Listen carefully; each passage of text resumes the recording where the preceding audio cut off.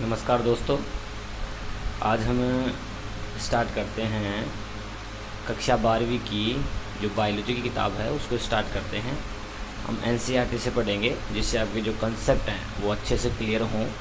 हम ये एश्योर करेंगे कि हम चीज़ों को बड़ा ना करके शॉर्ट एंड स्वीट तरीके से पढ़ें जिससे आप पर बर्डन ना पड़े, क्योंकि गर्मियाँ भी बहुत तेज़ हैं, इसीलिए बर्डन ना पड़े, बहुत अच्छे से आप सीख पाओ। जैसे जो पहला अध्याय है उसका नाम क्या है, पहले पाठ का नाम क्या है, पुष्पीय पादपों में लैंगिक जनन, इसके बारे में पढ़ेंगे। अब इस पाठ में हम क्या क्या पढ़ेंगे वो लिखा हुआ है, देखो हम इस पाठ में क्या पढ़ेंगे।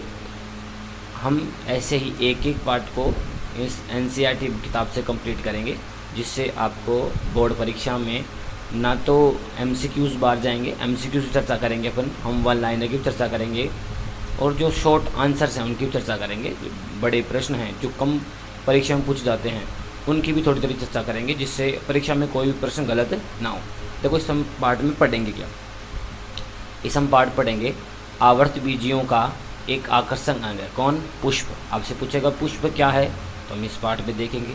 सबसे पहला जो आपको सीखना है वो है माइंड में क्वेश्चन को प्रोड्यूस करना, कि हम जो क्वेश्चन है वो उत्पन्न हो जाए। निषेचन पढ़ेंगे, निषेचन की पहली पूर्व क्या संरचनाएँ हैं और घटनाएँ कौन कौन सी हैं। फिर हम पढ़ेंगे दोहरा निषेचन, फिर निषेचन के बाद की घटनाएं क्या क्या हैं, कि निषेचन 2n बनने के बाद में, जाइगोट बनने के बाद में क्या क्या होता है वो देखेंगे। फिर हम देखेंगे लास्ट में दो महत्वपूर्ण परिभाषाएं, असंग जनन और बहुभ्रूणता। एक और देखेंगे उसका नाम है अनिषेक जनित फल, अनिषेक जनित फल। ठीक है, इसमें फल बनता है, इसमें बीज बनता है। देखेंगे बढ़िया तरीके से देखेंगे। देखो एक एक चीज़ देखते हैं आराम से बढ़िया से, किताब कंप्लीट करेंगे। क्योंकि किताब कंप्लीट करना क्यों आवश्यक है, क्योंकि आपको ये कन्फर्म हो जाए कि हमने कुछ भी नहीं छोड़ा है। देखो शुरुआत करते हैं, क्या लिखा हुआ है, पुष्प आवर्त बीजों का एक आकर्षक अंग है। तो इसका अर्थ आपको पुष्प के बारे में जानकारियाँ प्राप्त होनी चाहिए। पुष्प क्या है, सबसे पहले जानकारी क्या होनी चाहिए, पुष्प क्या है सर। पुष्प लैंगिक भाग है, पुष्प लैंगिक भाग है, लैंगिक भाग है पादप का। आपसे पूछे कि पादप का लैंगिक भाग कौन सा है, तो क्या है ये, कौन है, पुष्प। क्या बताओगे आंसर, पुष्प। इसका अर्थ क्या बताओगे, इसका अर्थ ये है पुष्प क्या है, पुष्प है रूपांतरित प्ररोह। पुष्प क्या है, रूपांतरित प्ररोह। प्ररोह किसको बोलते हैं, रूपांतरित प्ररोह बोलते हैं। प्ररोह किसको बोलते हैं, देखो जब वो जो कोई भी बीज है उसका जो ऊपर वाला पार्ट है उसको बोलते हैं प्ररोह। क्या बोलते हैं, प्ररोह। जो नीचे वाला उसको क्या बोलते हैं, मूल वाला पार्ट बोलते हैं। ये मूल वाला पार्ट है, ये प्ररोह है। तना, सीधी भाषा में क्या बोलें, तना आप बोल सकते हो। ठीक है, तो पुष्प क्या है सर, पुष्प एक पादप का, पुष्प पादप का क्या मतलब कौन सा भाग है, एक लैंगिक भाग है।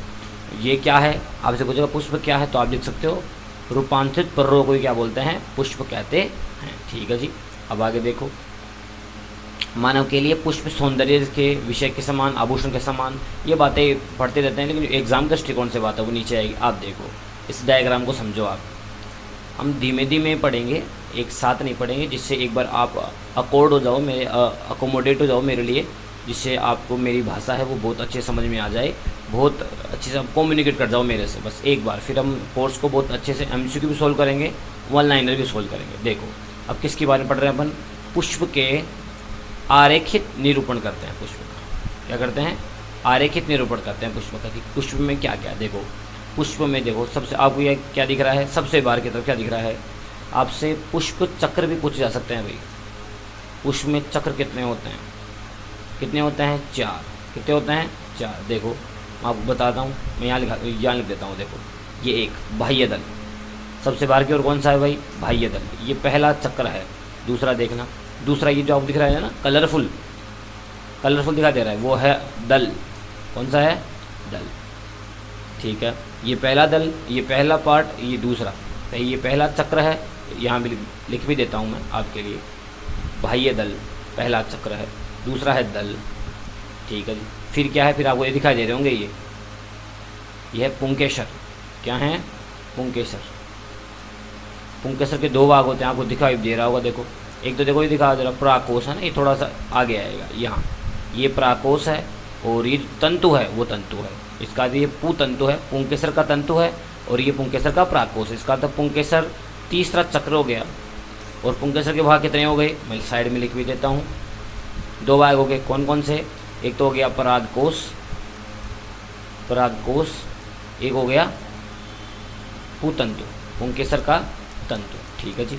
चौथा सर कौन सा है, ये पहला हो गया, ये दूसरा हो गया, तीसरा हो गया। मैंने स्थिति बता दी है, ये रहा बाह्य दल, ये रहा दल, और ये रहा पुंकेसर। अब देखो ये आपको बीच में दिखाई दे रहा होगा, तो ये कौन सा है, इसको बोलते हैं स्त्री केसर। क्या बोलते हैं इसे, स्त्री केसर बोलते हैं। क्या बोलते हैं, स्त्री केसर बोलते हैं, बिल्कुल ठीक। अब स्त्री केसर के बाद देखो, आप समझना ध्यान से। अब सबसे ऊपर जो आपको ये दिखाई दे रहा है ना, एक एक्सेप्टर के रूप में, किसके रूप में, एक्सेप्टर मीन्स होता है ग्राही के रूप में, जो पराग कणों को एक ग्राही प्याले के रूप में जो ग्रहण करेगा वो है वर्तिकाग्र। क्या है, वर्तिकाग्र, वर्तिकाग्र। और जो ये नलिका रूपी है वो है वर्तिका, वो क्या है, वर्तिका। जो फूला हुआ भाग है वो है अंडाशय। क्या है, अंडाशय। अंडाशय में क्या होता है, बीजांड। क्या होता है, यहाँ पर होते हैं बीजांड। ऐसी स्ट्रक्चर होती है, वो अपन आगे पढ़ेंगे, जो इसी में होता है, ठीक है जी सर। इसका अर्थ है ये 4 चक्र हो गए पुष्प के, कितने हो गए, 4 चक्र हो गए, ठीक है। ये अपन ने पढ़ लिया। अब सर इसमें क्वेश्चन कैसे बनेगा, क्वेश्चन ये क्या बन जाएगा, कुछ क्वेश्चन ये बन जाएगा। जैसे एक प्रश्न बता देता हूँ, पुष्प क्या है, पुष्प क्या है, पुष्प का आरेखित चित्र बनाएं, यानी आरेखित निरूपण करें। या तो ये पूछ लेगा, या ये पूछ लेगा पुष्प के कितने चक्र होते हैं,